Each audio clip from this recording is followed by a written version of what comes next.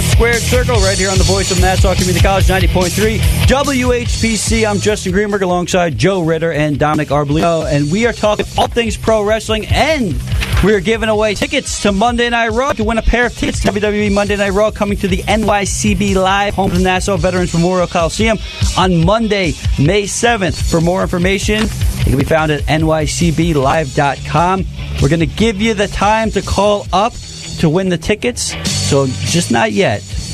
Yes. Should we do it? We'll do it like halfway. We'll do it like halfway into the show. 4:15. 4:15. So So 4:15. we'll give you the confirmation of when to call the number. And the number, if you want to write it down, it's 516-572-74... What is it? 58? 7438. So here, it's 516-572-7438 at 4:15. If you're the first caller to call that number, you will win a pair of tickets to WWE Monday Night Raw and we got on May tickets, 7th. And that's the Raw after Backlash.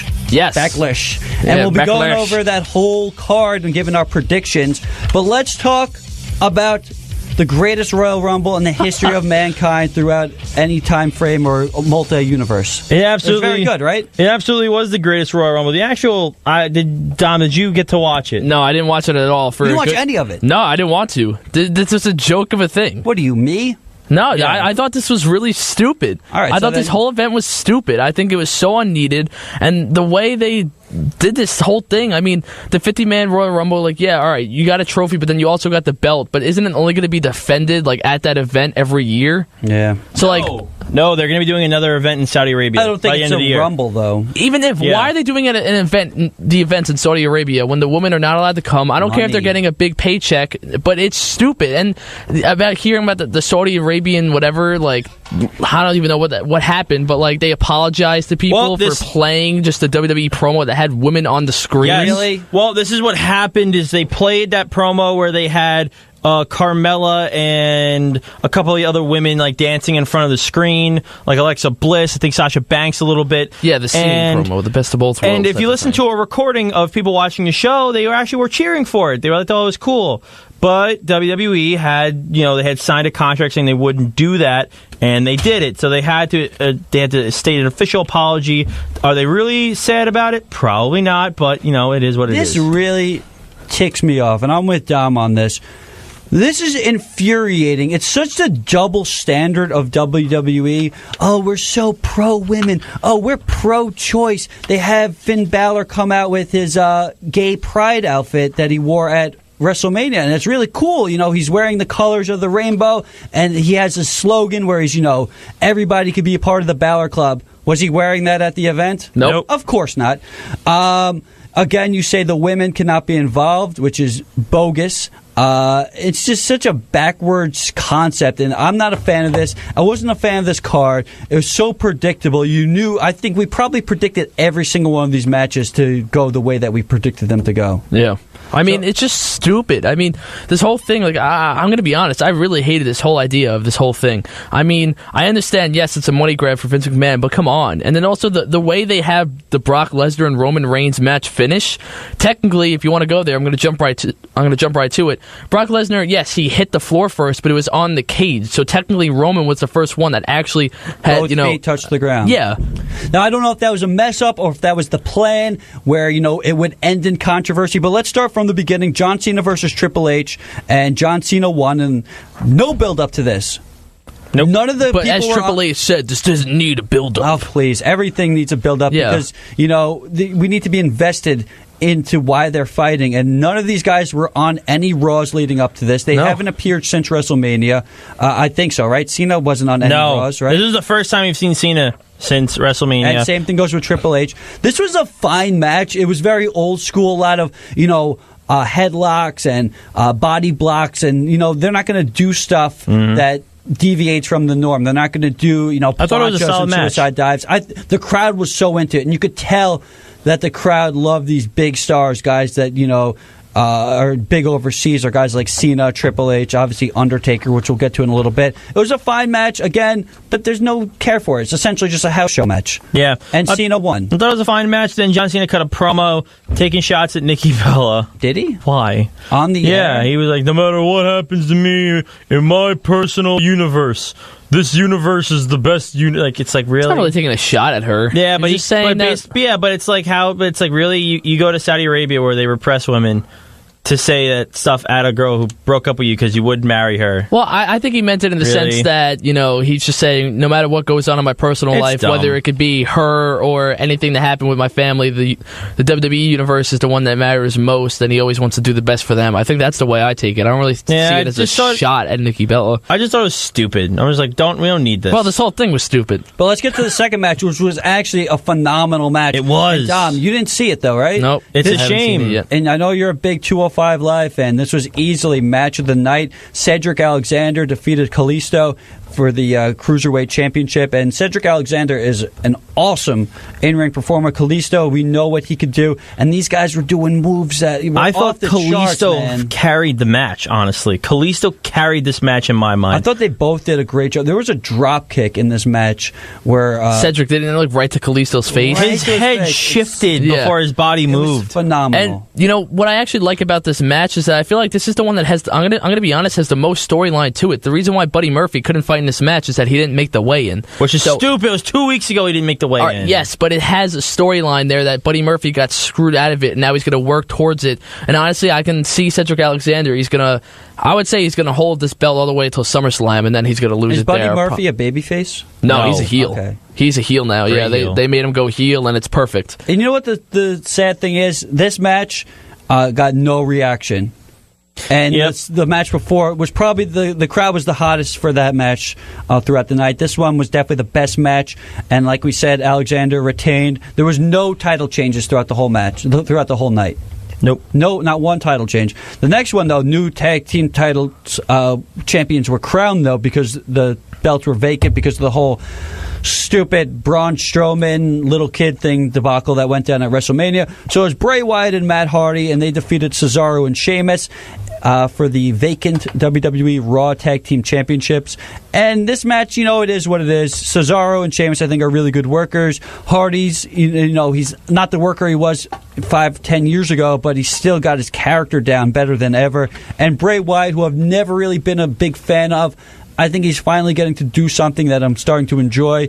Are you guys a fan of the Wyatt and Hardy tag team? I'm going to be honest. As it's been progressing, I just feel like it's just, again, they're just pairing up two people. And, yes, it worked in the beginning, but I'm just kind of getting bored of it and sick of it. I feel like this is something that, I don't know, I just feel like this is not the right tag team, to have leading your division right now. And I think that during this shakeup, they should have totally boosted Raw Tag Teams division more than they did. Obviously, adding AOP is good and all that stuff, but I feel like they took away Sheamus and Cesaro, which is so dumb to me. I understand they kind of did it all already on Raw, so you kind of have to go over to SmackDown, try to get some new feuds in, but I'm really not a fan of Wyatt and Hardy. I feel like their stuff is the same to me every week, just like it is when anything with Bray Wyatt's in. And obviously, you're not woken. You don't appreciate the brilliance. Nah, I honestly, I didn't. I thought it was really dumb at first.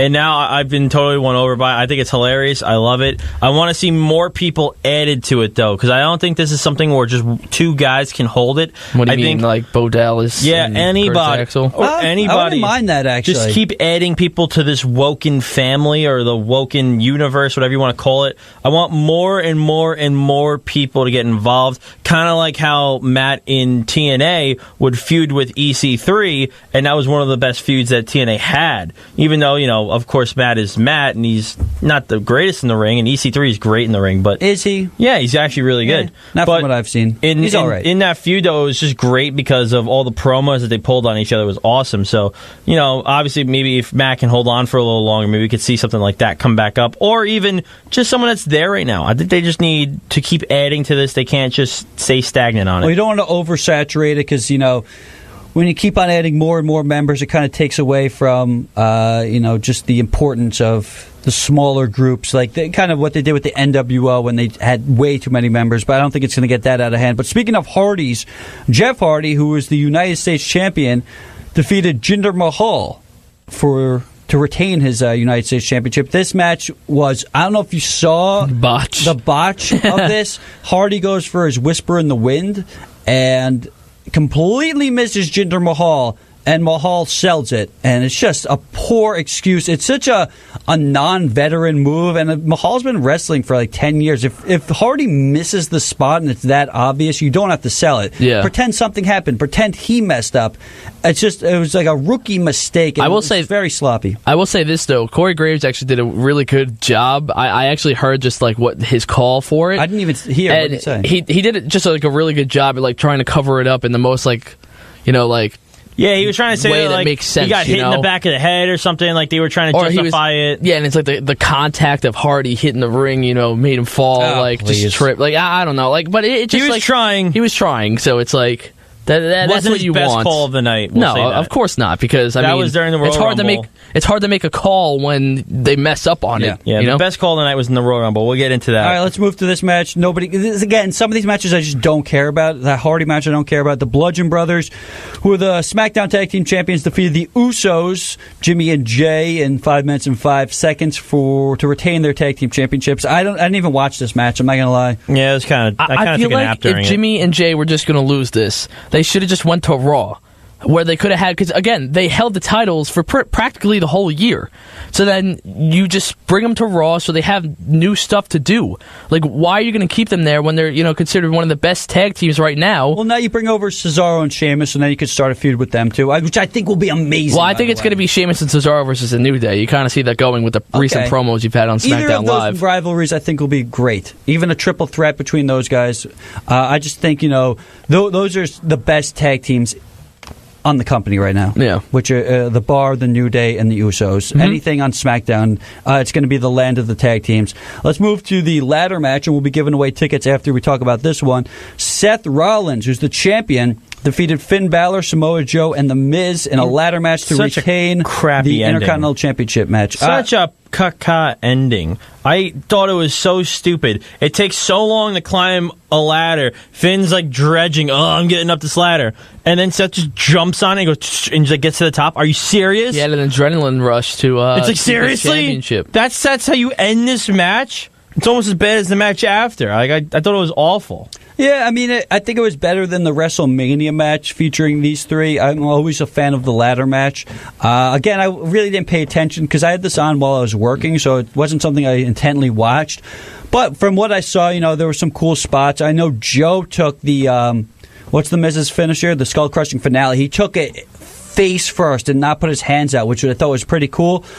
Joe is a guy who needs to be world champion. Yep. He needs to face AJ Styles or Shinsuke Nakamura, and those matches will be lights out. SmackDown is going to be amazing. If you have Bryan, Styles, Joe, and Nakamura, those are four of the best, if not the four best in-ring competitors in the company right now. In the world. Yeah. You could say in the world. I mean, besides, guys like Kenny Omega, I guess you could put on there. And I don't like Kenny Omega anymore. He's just annoying. Oh, please. I mean, I've only seen a few matches of Kenny Omega, and I've enjoyed everything. No, he's good. Don't get me wrong. I know he's good. He's just like, I don't know. If you're not in WWE, I don't care for you. Yeah, well...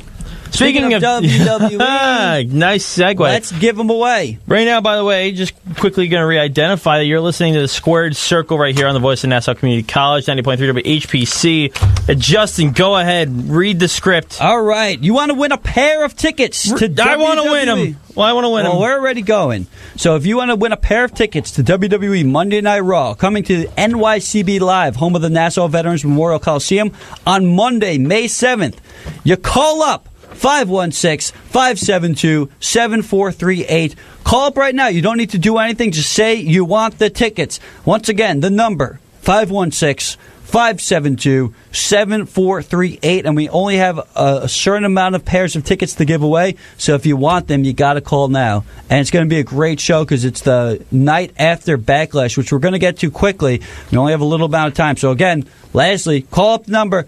It's going to be at the Nassau Coliseum. It's going to be a great show. 516-572-7438 for a pair of tickets to Monday Night Raw. This is definitely the best giveaway we've done at the radio station. Hands One down. of the best, yeah, definitely. Definitely the best. It's up there. All right, let's move on to the championship match, the SmackDown Championship, WWE Championship. AJ Styles took on Shinsuke Nakamura, and this ended in a double countout. It just kind of goes to show that this pay-per-view really meant nothing because it's all a build to Backlash, where I believe the title change will take place. Do you guys expect that to happen?